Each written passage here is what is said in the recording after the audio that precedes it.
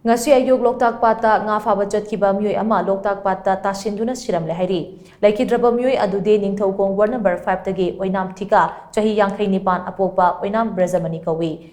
Khunja singna phongdorakpagi matungina laikhidraba oinam thika ngasi ayuk nga Phaba Chatkibani. Mahak thengjulaklaba fawba halaktabadagi imungi meeoi singna thinarakhi. Choirak aduda Sajik fan bachaluba meeoi amana hi ama mi yaudana tawraga leiba thengnabadagi mafam aduda changsinduna yenglubada oinam thika gi thawai yaudraba hakchang adu tawduna leiramba thengnarakibani. Khunja singda pau pibadagi laikai gi miyam amadi anti drug cell gi thawmi singna mafam aduda changsinduna yengki.